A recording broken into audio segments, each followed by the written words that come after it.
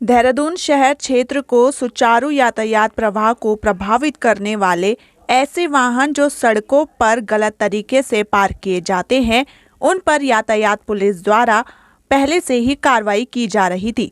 लेकिन अब यातायात पुलिस के पास पर्याप्त क्रेन उपलब्ध न होने के कारण शासन से प्राप्त अनुमति के आधार पर देहरादून शहर की यातायात व्यवस्था सुव्यवस्थित किए जाने पर public private partnership PPP model के रूप में 10 क्रेनों को अनुबंध के आधार पर लिया जा रहा है।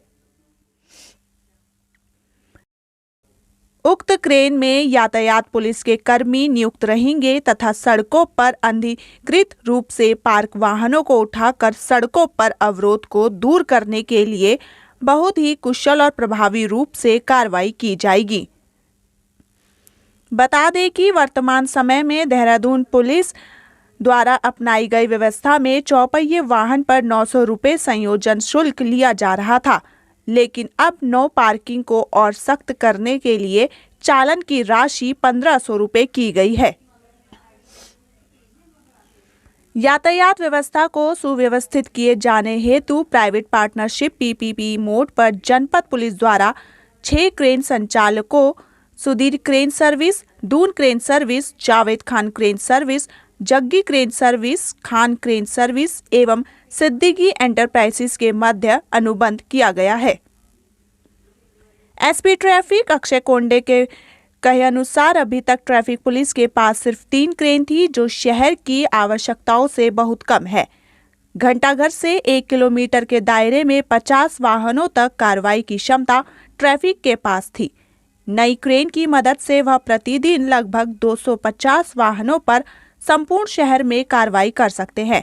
इसी के साथ चालान शुल्क 900 रुपये से 1500 रुपये तक बढ़ोतरी के कारण भविष्य में नो पार्किंग में वाहन खड़े करने वालों पर कार्रवाई करने से सुधार होगा। जो क्रेन हमने फ्लैग ऑफ की है, अब तक की जो हमारे पास अवेलेबिलिटी थी वो 3 क्रेनों की थी और लगभग घंटाघर के 2 किलोमीटर के डिस्टेंस पे हम हार्डली 50 वाहनों तक कार्रवाई कर रहे थे।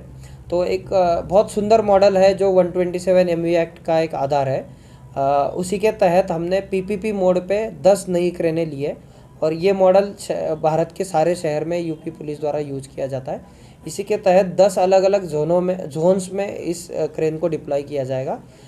हम ISBT से लेके मालसी डियर पार्क तक अब कार्रवाई कर पाएंगे और जो हमारी कार्रवाई अभी तक 50 वाहनों तक सीमित थी, हमें पूरी आशा है लगभग 250 वाहन हम प्रतिदिन टो कर सकेंगे। तो इसमें सीनियर ऑफिसर्स द्वारा भी, मुख्य सचिव द्वारा भी समय समय पर हमें निर्देश दिया गया है कि नो पार्किंग को पूरे की पूरा डिस्करेज करना है, देहरादून से ख़त्म करना है। बहुत सारे राजपुर रोड या चक्राता रोड पे कमर्शियल कॉम्प्लेक्सेस पे इसमें आप देखेंगे कि लोगों के बिहेवियर के कारण गाड़ियाँ रोड पे खड़ी करते हैं और कॉम्प्लेक्स के अंदर गाड़ियाँ पार्क नहीं होती है। जितने मॉल्स हम देखते हैं उसमें भी बहुत बार वर्किंग डेज पे आधे से ज़्यादा पार्किंग्स खाली रहती है। तो कहीं ना कहीं ये बिहेवियर चेंज करने के लिए तहत है। इसी के तहत एक नया डिसीजन भी लिया है, वो कैबिनेट से भी अप्रूव हो चुका है, वो कि जो चालान अमाउंट है नो पार्किंग का, वो जो अब तक 900 रुपये था उसकी राशि भी बढ़ा के 1500 रुपीज़ 1500 रुपये हमने की है।